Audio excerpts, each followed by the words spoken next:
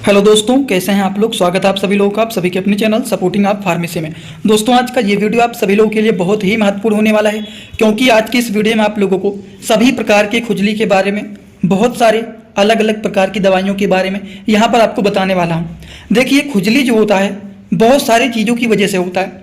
जैसे skin dry हो गया है, स्किन में कोई इन्फेक्शन हो गया है, या फिर मान लीजिए स्किन में रेजेज हो गया है, या फिर और कोई दिक्कत हो गया है, एलर्जी के कारण, कोई भी एक कारण हो सकता है जिसकी वजह से त्वचा में खुजली की समस्याएं देखी जाती हैं। उन सारी चीज़ों के बारे में एक एक करके सारा डिटेल आपको यहाँ पर बताने वाला हूँ, और एक ही वीडियो में ईचिंग से रिलेटेड सारी की सारी बात आपको समझ में आ जाएगा। तो वीडियो बहुत महत्वपूर्ण है। बस मेरा एक ही रिक्वेस्ट है, कोशिश करना कि एक बार इसे पूरा जरूर देख लेना। अगर आप मेडिकल के छात्र हैं, प्रैक्टिस करने वाले छात्र हैं, एक बार इसको पूरा देख लेते हैं तो एकदम अच्छे से सारी बात समझ में आ जाएगा। तो चलिए दोस्तों, वीडियो को शुरू करते हैं बिना देर किए हुए। लेकिन स्टार्ट करने से पहले एक महत्वपूर्ण सूचना यह है कि सपोर्टिंग ऑफ फार्मेसी के इस चैनल पर यह वीडियो बनाया जाता है केवल और केवल मेडिकल स्टूडेंट के नॉलेज के लिए। कोई भी दवा अपने से ना इस्तेमाल करें बिना डॉक्टर के सलाह के। तो ईचिंग के बारे में हम बात कर रहे हैं। तो मान लीजिए त्वचा में बहुत ज़्यादा खुजली हो रहा है, लालिमा हो गया है, त्वचा में सूजन हो जाता है खुजली के कारण, खुजली होता है, ड्राई स्किन हो जाता है, सूखापन हो जाता है, इस तरह के भी प्रॉब्लम देखे जाते हैं। और कभी कभी ईचिंग के कारण ब्लड भी निकलने लगता है, इतना ज़्यादा खुजली होने लगता है। यही सारी की सारी प्रॉब्लम देखे जाती हैं लोगों के अंदर। अब आप लोगों को यहाँ पर बताने वाला हूँ कि ये खुजली की समस्या होता क्या है। इनके बारे में थोड़ा सा बेसिक नॉलेज ले लेते हैं, फिर उसके बाद हम इनके डिटेल के बारे में समझते हुए और सारे मेडिसिन को समझना शुरू कर देंगे। जैसे कि itching is an irritation sensation. खुजली एक ऐसा इरिटेशन सेंसेशन होता है जिसमें देखा जाता है कि त्वचा में स्क्रैच आता है। जैसे हम कहीं पर भी खुजली कर रहे हैं, यहाँ पर खुजली कर रहे हैं तो देखते हैं वाइट वाइट स्क्रैच बन जाता है। Some time it can feel like pain. कभी कभी खुजली जब करते हैं तो यहाँ पर दर्द भी होने लगता है। कहीं भी हम खुजली करते हैं तो वहाँ दर्द होने लगता है, लेकिन उसका जो दर्द होता है वो कुछ अलग तरह से होता है। ऐसा दर्द नहीं होता है कि हम कहीं पर गिर गए, हमको चोट लग गया है। इसका दर्द जो होता है हल्का फुल्का होता है, ज़्यादा नहीं होता है। इसके बाद एक स्टेप और समझ लेते हैं कि पीपल में आल्सो एक्सपीरियंस फील ईची इन वन एरिया। कभी कभी ऐसा होता है कि हमारे शरीर के किसी पर्टिकुलर एरिया में, जैसे कि हमको केवल यहाँ पर खुजली हो रहा है तो हम यहाँ पर खुजली करेंगे, हमारे यहाँ पर खुजली हो रहा है तो हम यहाँ पर करेंगे। लेकिन कभी कभी ऐसा होता है कि हमारे पूरे बॉडी में भी खुजली होना शुरू हो जाता है। तो इस तरह की भी समस्याएं देखी जाती हैं। और खुजली होने के साथ साथ देखा जाता है त्वचा में हाइप्स हो जाते हैं, रेजेज हो जाते हैं, लाल लाल चकत्ते बन जाते हैं, वाइट वाइट होकर के फूल जाते हैं। इस तरह की भी समस्याएं धीरे धीरे करके शुरू हो जाती हैं। यही सारे प्रॉब्लम देखे जाते हैं अगर किसी को ईचिंग की समस्या होता है तो यही होती है सारी की सारी इन्फॉर्मेशन। अब ये दोस्तों, खुजली होने के कारण क्या होते हैं, बहुत ज़्यादा जरूरी है आप लोगों को जानना कि हमारे शरीर में खुजली होने की समस्या क्यों होता है, ये होने का कारण क्या होता है। दोस्तों, हमारे शरीर में ईचिंग होने के बहुत सारे कारण होते हैं। अब आप कहेंगे जैसे itching also occurs due to disturbance in the immune system in the body. खुजली की समस्या अक्सर तब देखा जाता है जब हमारे शरीर की इम्यूनिटी सिस्टम, हिंदी भाषा में जिसको बोला जाता है प्रतिरोधक क्षमता, जब डिस्टर्ब होता है तो उसके कारण भी देखा जाता है कि ईचिंग की समस्याएं शुरू हो जाती हैं। और इतना ही नहीं, स्किन में ईचिंग की समस्या कभी कभी तब देखा जाता है जब एक्जिमा का प्रॉब्लम है, सोराइसिस हो गया है, त्वचा ड्राई हो गया है, सूखा त्वचा हो गया है, तब उस कंडीशन में भी देखे जाते हैं कि त्वचा में ईचिंग की समस्याएं शुरू हो जाती हैं। कभी कभी कुछ केमिकल्स के कारण, कुछ आपने कॉस्मेटिक प्रोडक्ट यूज कर लिया है या फिर कुछ अदर सब्सटेंस का यूज कर लिया है, उसके साइड इफेक्ट के कारण भी देखा जा सकता है कि स्किन में ईचिंग की समस्याएं शुरू हो जाती हैं। ये भी एक कारण होते हैं।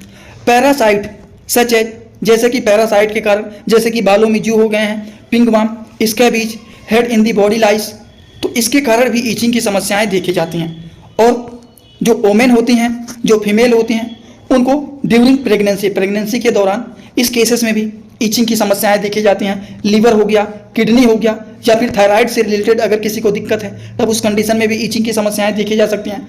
कैंसर के भी कंडीशन में देखा जा सकता है। अगर मान लीजिए कैंसर का इलाज चल रहा है तो उसकी दवाइयाँ भी कभी कभी साइड इफेक्ट दिखा देती हैं, जिसकी वजह से ईचिंग की समस्याएं देखी जा सकती हैं। कुछ ऐसी बीमारियां जो कि हमारे नर्वस सिस्टम के ऊपर अफेक्ट कर सकती हैं, जिसकी वजह से देखा जाता है कि स्किन में ईचिंग की समस्याएं, त्वचा में खुजली की समस्याएं देखी जाती हैं। और डायबिटीज के केसेस में भी देखा जाता है, जो शुगर के पेशेंट होते हैं उस तरह के लोगों में भी देखा जाता है कि ईचिंग की समस्याएं उनको शुरू हो जाता है।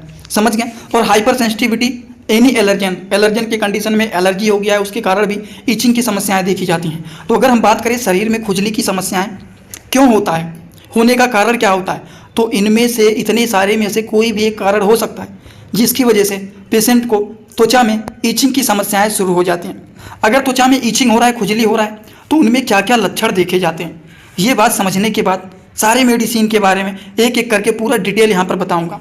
सबसे पहली बात, स्किन में जब ईचिंग की समस्याएं देखी जाती हैं तो त्वचा लालपन हो जाता है, बम्प्स, स्पॉट, ब्लिस्टर इन स्किन सरफेस, त्वचा फूल जाता है, लालिमा बन जाता है, त्वचा सूखा हो जाता है, त्वचा में क्रैक पड़ जाते हैं, और इतना ही नहीं, त्वचा सल्की स्किन हो जाता है, त्वचा के सरफेस पर इरिटेशन होने लगता है, खुजली होने लगता है, लालिमा हो जाता है, त्वचा सूखा हो जाता है, क्रैक पड़ जाते हैं। इस तरह के लक्षण दिखाई देने लगते हैं जब किसी को स्किन में ईचिंग हो रहा है। तो आई होप आप सभी लोगों को ये सारी की सारी बात एकदम अच्छे से समझ में आया होगा। शायद ही कोई ऐसा होगा जिनको कोई भी डाउट होगा। अब चलिए इनके इलाज के बारे में थोड़ा थोड़ा करके सारे मेडिसिन के बारे में समझेंगे, लेकिन बेसिक इन्फॉर्मेशन आप लोगों को ये पता रहना चाहिए कि अगर स्किन में ईचिंग की समस्या है तब उस कंडीशन में कोल्ड कंप्रेस एप्लीकेशन आप अफेक्टेड पार्ट कुछ ठंडे चीज़ों को लेकर के, जैसे कि थोड़े से बर्फ को ले लिया है, उसको कपड़े में लपेट करके जिस एरिया में ईचिंग हो रहा है उस जगह पर थोड़ी देर तक इस तरह से रखेंगे, जिससे ईचिंग की समस्याओं को ठीक करने में अच्छे रिजल्ट शो होते हैं। यूज स्किन मॉइस्चराइजर लोशन, अगर त्वचा रूखा हो गया है, क्रैक पड़ गए हैं, सल्की स्किन हो गया है, ड्राई स्किन हो गया है, तब उस तरह के कंडीशन में उनको मॉइस्चराइजिंग लोशन का यूज करना चाहिए। थोड़े से गर्म पानी से, हल्का सा गर्म पानी से भी नहाना चाहिए। Take bath with neem leaf extract in water, नीम की पत्तियों को पानी में डाल करके थोड़ा सा गर्म करके उससे नहाना चाहिए। Take proper bath using medicated soap, ऐसे साबुन का यूज करना चाहिए जो कि ईचिंग को ठीक करने के लिए यूजफुल होते हैं, जैसे कोटिमाजोल, कीटोकोनाजोल, माइकोनाजोल, बहुत सारे अलग अलग प्रकार से साबुन आते हैं, तो उस तरह के मेडिकेटेड साबुन का यूज करना चाहिए। कुछ ओटीसी के भी क्रीम आते हैं, जैसे कि बेटनोबेटसी हो गया, बेटनोबेटजियम हो गए और बीटेक्स हो गए, इस तरह के बहुत सारे क्रीम आते हैं, उस तरह के क्रीम का भी आप यूज कर सकते हैं। कुछ ओवर द काउंटर के एंटी हिस्टामिनिक के टेबलेट भी आते हैं, तो उस तरह के मेडिसिन का भी यूज किया जा सकता है। अब दवाइयों के बारे में अगर हम बात करें कि किस तरह की दवाइयों का यूज कर सकते हैं, तो चलिए उसको समझते हैं। अब कि अगर त्वचा में खुजली हो रहे हैं तो सल्फर क्रीम का यूज कर सकते हैं। सल्फर के नाम से बहुत सारे आते हैं क्रीम, कैलामीन के लोशन आते हैं, एंटी हिस्टामिन के मेडिसिन आते हैं, एंटी फंगल एजेंट के भी मेडिसिन आते हैं। कभी कभी फंगल इन्फेक्शन के कारण भी ईचिंग की समस्याएं देखी जाती हैं, रेडनेस की प्रॉब्लम देखी जाती हैं। OTC cream, OTC ointment, OTC का मतलब क्या होता है पहले तो आपको ये समझाना चाहता हूँ, जो मेडिकल स्टूडेंट हैं उनको ये पता रहना चाहिए। ओ का मतलब होता है ओवर, टी का मतलब होता है दी, सी का मतलब होता है काउंटर, ओवर दी काउंटर। इसका क्या मतलब होता है? ओटीसी का मतलब होता है, ओवर दी काउंटर का मतलब होता है कि ऐसे मेडिसिन जो कि विदाउट डॉक्टर के प्रिस्क्रिप्शन के आप यूज कर सकते हैं, उस तरह के मेडिसिन को ओटीसी मेडिसिन बोला जाता है। आई होप ये समझ गए होंगे। Those medicine which are use without doctor prescription, that medicine is called as over the counter medicine. दोस्तों इसी तरह से मैं आप सभी लोगों के लिए एक बुक बनाया हूं जिस बुक का नाम है A to Z medicine book. ये दोस्तों जो बुक है ये टोटल 600 पेज का है, जिसमें आप लोगों को टोटल 46 चैप्टर मिल जाएंगे और साथ ही साथ आप लोगों को 46 वीडियो लेक्चर भी मिल जाएगा हर एक चैप्टर का। ये दोस्तों जो बुक है ये टोटल 499 रुपए का है। ये बुक आप लोगों को व्हाट्सएप पर PDF के फॉर्मेट में दिया जाता है। और अगर आप लोग इस बुक को लेना चाहते हैं, अगर आप मेडिकल के छात्र हैं, प्रैक्टिस करने वाले छात्र हैं, तो आप लोग इस वीडियो के कमेंट बॉक्स में जाना, आप लोगों को एक लिंक मिल जाएगा। जब आप उस लिंक पर क्लिक करेंगे तो डायरेक्ट आप व्हाट्सएप पर पहुंचेंगे, उसी नंबर पर पेमेंट करना है, वहीं पर आपको बुक और पूरे बुक का वीडियो लेक्चर मिल जाएगा। ये बुक PDF के फॉर्मेट में मिलेगा आप लोगों को। जो लोग लेना चाहते हैं जरूर इस बुक को परचेज करें, जिसमें हजारों प्रकार की दवाइयों का नॉलेज आपको मिल जाएगा। Such as cream, lotion, ointments, tablets, ये सारी चीज़ होते हैं। समझ गए आप लोग? तो इन सारी चीज़ों के बारे में आप लोगों को यहाँ पर बताऊंगा। सबसे पहले सल्फर के बारे में अगर हम बात करें तो बहुत सारे मेडिसिन होते हैं, जैसे कि सल्फर के देखिए क्रीम होते हैं, त्वचा में खुजली हो रहा है वो सारी चीज़ों को ये ठीक करने का काम करते हैं। उसी तरह से ये भी बहुत सारे सल्फर के आते हैं अलग अलग प्रकार से क्रीम, ये सारी चीज़ ईचिंग को, खुजली को ठीक करने के लिए यूज किए जाते हैं। कैलामीन लोशन के बारे में बात करें तो ये देखिए कैलामीन लोशन है, ये लैक्टो कैलामीन लोशन है जो कि ऑयल को बैलेंस करके बनाया गया है, जो कि स्किन को मॉइस्चर करने में यूजफुल माना जाता है, जो कि ड्राई स्किन को ये ठीक करने में अच्छे रिजल्ट शो करते हैं कैलामीन लोशन। बात समझ गए? एक होता है कैलाड्रिल, ये क्या करता है, ये स्किन एलर्जी के लिए एक्सपर्ट लोशन होते हैं, जो कि त्वचा में किसी भी प्रकार की एलर्जी हो गए हैं उस तरह की एलर्जी को ये ठीक करने का काम करते हैं। अगर हम बात करें तो this product is anti allergic medicine. समझ गए? Those medicine which are use for the treatment of allergy that is called as anti allergic medicine. तो ये भी एक प्रकार के एंटी एलर्जिक लोशन माने जाते हैं, जो कि जहाँ पर रीचिंग हो रहा है उसी ही एरिया में इसको लगाया जाता है। बात समझ गए? अब चलिए anti histaminic medicine, anti fungal medicine, over the counter के क्रीम, ऑइंटमेंट, इन सारी चीज़ों के बारे में हम सारी बात करते हुए चलते हैं। सबसे पहली बात एंटी हिस्टामिन में आता है ब्रोमफेनेरामाइन, सिट्रीजीन हो गया, लेवोसिट्रीजीन हो गया, क्लोरफेनेरामाइन हो गया, एविल के बारे में आप लोगों ने पढ़ा हुआ है। उसके बाद क्लेमास्टीन हो गया, डाइफेनेड्रामाइन हो गया, उसके बाद फेक्सोफेनाडिनेस्ट हो गया, लोराटिडीन हो गया। इस तरह के जो मेडिसिन होते हैं ये एक प्रकार के एंटी एलर्जिक मेडिसिन होते हैं, जो कि आप लोगों ने कॉमन रूप से एक चीज़ देखा होगा, स्किन में एलर्जी हो गया है, खुजली हो रहा है तो एविल का यूज करते हैं। ज़्यादा दिक्कत हुआ है सिट्रीजिन का यूज कर लेंगे, नहीं ठीक हो रहा है तो लीवोसिट्रीजिन का यूज कर ही लेते हैं। समझ रहे हैं ना बात? तो ये सारे जो मेडिसिन होते हैं इनका काम क्या होता है, ये सारी चीज़ एलर्जी को ठीक करने का काम करते हैं। तो ये जो सारे के सारे मेडिसिन हैं एंटी हिस्टामिनिक के मेडिसिन हैं। बात समझ गए? अब एंटी फंगल के मेडिसिन के बारे में चलिए जान लेते हैं।